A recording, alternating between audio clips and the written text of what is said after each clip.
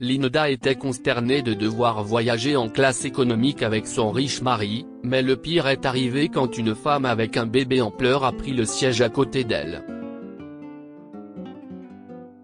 Linoda décide alors de faire quelque chose pour se débarrasser de celle-ci.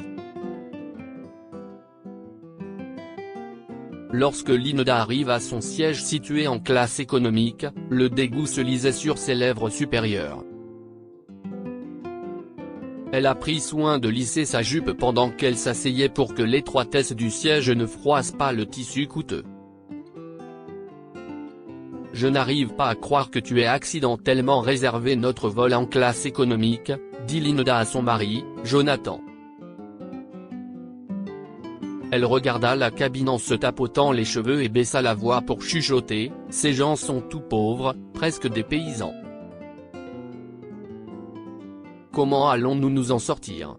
Je suis désolée, ma chérie, mais nous devrons nous en accommoder. Il n'y a que 4 heures de vol entre Baton Rouge et Miami. » Jonathan savait bien à quel point Linoda était capricieuse et dramatique. Il espérait donc qu'elle ne passerait pas tout le vol à se plaindre. En se retournant, Linoda s'est aperçue qu'une autre passagère était assise à côté d'elle. Son appréhension concernant le vol s'est transformée en horreur lorsqu'elle a vu un bébé dans les bras de la jeune femme. Le bébé a commencé à s'agiter dès que la jeune femme s'est assise. Elle sourit à Linoda en s'excusant lorsque ses petits bras écartèrent la couverture bleue qui l'emmaillotait et qu'il fit des bruits agités. Linoda se tourna vers Jonathan et fit la grimace. « Je ne vais pas pouvoir rester saine d'esprit si ces 4 heures sont gâchées par ce genre de choses. » Elle fit un geste vers le bébé. Les minutes passèrent, mais elles semblèrent des heures, car Linoda voyait le bébé s'agiter de plus en plus. Elle sut qu'elle devait faire quelque chose quand il plissa son petit visage et se mit à pleurer. « Excusez-moi. » Linoda adressa à la jeune fille son plus beau sourire factice. « Vous ne pouvez pas lui donner une tétine ou le bercer pour qu'il s'endorme? Ces cris sont vraiment dérangeants. »« Je suis vraiment désolée. » La jeune fille serra son bébé contre elle et fouilla dans son sac. « Il a été nourri et tout a été fait. Je ne sais pas pourquoi il s'agite. Peut-être qu'il a besoin d'une nouvelle couche. Débrouillez-vous, ma chère, parce que je ne peux pas passer tout mon vol à écouter ça. » Elle fait un signe de la main à l'enfant. Bien entendu. La femme s'éloigne. Elle sortit un biberon de son sac et le tendit au bébé, mais celui-ci le repoussa et se mit à brailler de plus belle. Linoda se pinça l'arête du nez. « Ce n'est pas si simple, madame, » a-t-elle répondu. « Faisons en sorte que ça le soit. » Linoda se leva et fit signe à une hôtesse de l'air qui passait par là. « Excusez-moi, mais vous devez faire sortir cette jeune femme et son bébé de l'avion. »« Je suis désolée madame, mais je ne peux pas faire ça. » L'hôtesse de l'air se tourne alors vers la jeune mère. « Y a-t-il quelque chose que je puisse vous apporter, mademoiselle, qui pourrait calmer le petit bonhomme? Je ne sais pas. » Le bébé se débattait maintenant dans les bras de sa mère, qui semblait au bord des larmes. D'habitude, il dort, mais là, il devient grincheux. « Vous n'avez pas de brandy dans cet avion? » Linoda est intervenue. « Ma mère m'a toujours dit qu'il n'y a rien de tel qu'une goutte de brandy pour endormir un bébé. Je ne vais pas donner de l'alcool à mon enfant. » La mère s'est retournée vers Linda. Je ne pense pas que la politique de la compagnie aérienne le permette, madame, a ajouté l'hôtesse de l'air. Je vous suggère d'utiliser des écouteurs pour bloquer le son si vous ne pouvez pas le supporter. C'est inacceptable. Linda pointa son doigt en l'air. Si vous ne pouvez pas faire taire ce bébé, j'exige que vous le fassiez sortir de l'avion. Ce n'est pas juste de m'obliger à entendre ce chahut pendant les 4 prochaines heures. Je ne le supporterai pas. Eh bien, madame, si vous continuez à causer des problèmes, vous n'aurez pas à le faire. L'hôtesse de l'air sourit. Je ne ferai pas expulser ce bébé et sa mère du vol, mais je me ferai un plaisir de demander à la sécurité de vous évacuer. Je ne voyagerai plus jamais avec cette compagnie aérienne. Linda regarda la femme à côté d'elle. À présent, l'avion avait décollé et le petit monstre pleurait encore plus fort qu'avant. La jeune femme ne savait plus quoi faire, car toutes les tentatives pour calmer l'enfant l'agitaient encore plus. Une fois l'avion mis en palier, la situation s'est encore aggravée. La mère a reçu un appel téléphonique, et Linda a dû supporter son bavardage et les gémissements de son enfant. Linda était sur le point de lui demander de se calmer, mais elle a entendu ce que la jeune fille disait, et son cœur s'est adouci. Je commence à penser que c'était une mauvaise idée, bébé, dit la mère. La jeune fille poussa un profond soupir et fit rebondir le bébé dans ses bras. Honnêtement, ce plan ne fonctionne pas comme je l'avais imaginé, poursuivit-elle. C'était une bien meilleure idée en théorie qu'en pratique. C'est intriguant. Linda se pencha subtilement pour écouter la mère poursuivre son appel. Bien sûr, je rappellerai après l'avoir rencontré, dit la femme. Ou ne pas le rencontrer. Je ne sais vraiment pas si je peux aller jusqu'au bout alors qu'il me faut tout ce que j'ai juste pour m'occuper de Nikki. J'aimerais que tu sois là avec moi. Je sais, bébé. Je t'aime aussi. Linda a détourné le regard lorsque la mère a raccroché, mais sa curiosité a été piquée. Il fallait qu'elle en sache plus. Excusez-moi, je voulais juste m'excuser d'avoir été impoli tout à l'heure. Linda sourit à la femme et lui tend la main. Je m'appelle Linda et prendre l'avion me rend grincheuse. Je m'appelle April. La femme fronça les sourcils en serrant la main de Linda. Voyons si cela va occuper le petit bout de chou. Linda fouilla dans son sac à main et en sortit un poudrier vide, qu'elle gardait dans son sac pour le miroir. Le bébé a immédiatement tendu la main pour l'attraper. Maintenant, poursuit Linda en regardant par-dessus ses lunettes, pourquoi ne pas me dire ce qui vous amène à Miami? Pour le travail ou pour le plaisir? Le plan de Linda a fonctionné. Pendant que bébé Nikki était absorbé par son reflet et par le mécanisme d'ouverture et de fermeture du vieux poudrier, Linda fit en sorte qu'April lui raconte tout. Et maman ne m'a jamais laissé essayer de le retrouver. Elle disait toujours que c'était un bourreau de travail qui ne ressentait rien pour elle ou pour moi.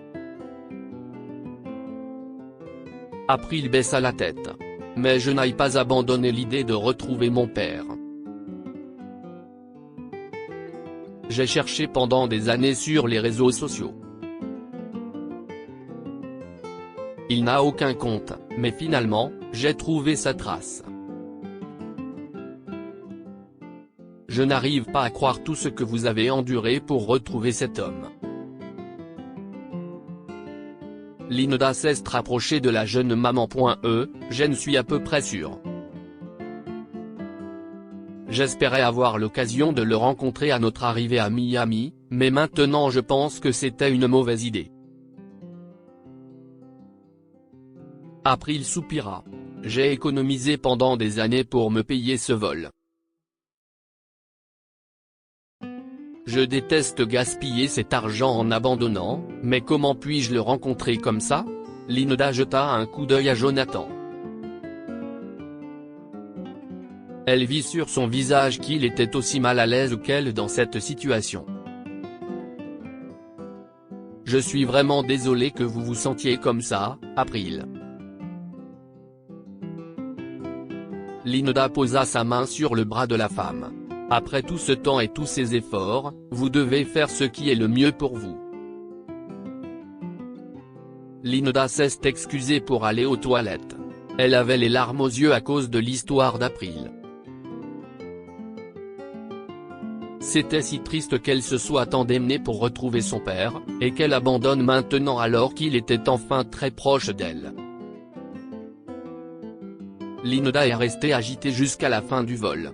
Elle voulait qu'April passe à l'action, mais elle était paralysée par ses doutes. Finalement, le pilote annonça qu'il allait bientôt atterrir. Linda observa la jeune mère. On aurait dit qu'elle allait pleurer. J'aimerais également tous vous remercier pour votre patience à l'égard de mon petit-fils, qui a passé la majeure partie du vol à pleurer, ajouta le pilote après avoir terminé l'annonce. La tête d'April s'est redressée, elle était sous le choc. Je suppose que voler n'est pas dans ses gènes, a poursuivi le pilote. April, je ne peux pas te dire à quel point cela me touche que tu sois là. J'ai hâte de te voir. S'il te plaît, attends-moi à l'atterrissage. Comment a-t-il su? Demanda April. Elle a regardé Linda en état de choc. Je suis tellement confuse. Eh bien, je ne pouvais pas vous laisser faire tous ces efforts pour rien, ma chère. Linda sourit à April. J'ai parlé à l'une des hôtesses de l'air quand je suis allé aux toilettes tout à l'heure. Je lui ai raconté votre histoire et je lui ai demandé de transmettre l'information au pilote. Vous n'auriez pas dû. Vraiment. La mine d'April est devenue sombre. Il n'y a aucune chance que je le rencontre maintenant. Et si tout ce que maman a dit sur lui était vrai? Ne t'inquiète pas, je serai là tout le temps. Linda passa son bras autour des épaules d'April. Ils étaient les derniers passagers de l'avion. Linda, Jonathan et April avaient tous les yeux rivés sur le bout du couloir. D'une minute à l'autre, un grand homme en uniforme de pilote se dirigea vers eux. Il avait un grand sourire et ses yeux s'illuminèrent lorsqu'il aperçut April. « Regarde-toi », dit le pilote en écartant les bras. April s'est mise à sangloter en embrassant son père. Linda était elle aussi en larmes, témoin de ces heureuses retrouvailles. « Tu as fait une bonne chose, Linda. » Jonathan prit les mains de sa femme dans les siennes. Je ne pouvais pas laisser cette gentille fille vivre sa vie avec des regrets, non? Les 4 adultes et le bébé Nicky ont quitté l'avion pour aller déjeuner. Linda et Jonathan étaient réticents à se joindre à eux, mais April et son père, Ben, ont insisté. Ta mère n'a pas pu s'adapter aux horaires de travail d'un pilote, explique Ben en attendant la commande. J'étais triste de la perdre, mais cela ne m'a pas autant brisé le cœur que lorsqu'elle a refusé de me laisser te voir. April prit la main de son père dans la sienne. Je pense qu'elle ne s'en est jamais vraiment remise et que cela l'a rendue amère. Elle n'a jamais eu un bon mot à dire sur toi. Eh bien, je suis heureux que tu ne l'aies pas écouté et que tu sois ici maintenant. Ben sourit. Je vais bientôt prendre ma retraite et je ne vois pas de meilleure façon de passer mes journées que d'apprendre à connaître ma fille et mon petit-fils. Vraiment ? Les yeux d'April se sont illuminés. Tu vas vivre à Bâton Rouge ? Chérie, je vivrai sur la Lune s'il le fallait pour être près de toi. Quelques mois plus tard, Linda a suivi Jonathan dans leur luxueuse maison, tout en brossant son costume et en redressant sa cravate. Linda, je t'en prie, j'ai l'air bien, dit Jonathan. Très bien, ce n'est pas suffisant. Linda ramassa un dernier grain de poussière sur le revers de la veste de Jonathan. On sonna à la porte et Jonathan se dépêcha d'aller répondre. April se tenait sur le pas de la porte, Nikki dans les bras. Son mari se tenait à ses côtés et Ben se tenait derrière eux. Voilà mon petit filleul. Jonathan tendit la main pour prendre Nikki dans ses bras. Le garçon lui fit un large sourire. Linda apparut alors. Elle réprimanda Jonathan pour avoir laissé leurs invités sur le pas de la porte et invita tout le monde à entrer. Il rigola en l'écoutant interroger Ben sur sa retraite et rappelait à April leur rendez-vous au salon de beauté plus tard dans la semaine. Linda était vraiment une drama queen, mais elle avait un bon cœur. Que pouvons-nous apprendre de cette histoire ? Parfois, le plus grand risque est de ne jamais prendre de risques. Si April n'avait pas rencontré son père dans l'avion, elle l'aurait certainement regretté plus tard. Ne jugez pas trop vite les autres. Bien que Linda ait été impolie et méchante avec April au début, elle a prouvé qu'elle avait bon cœur en l'aidant à rencontrer son père. Partagez cette histoire avec vos amis. Elle pourrait les inspirer et égayer leur journée.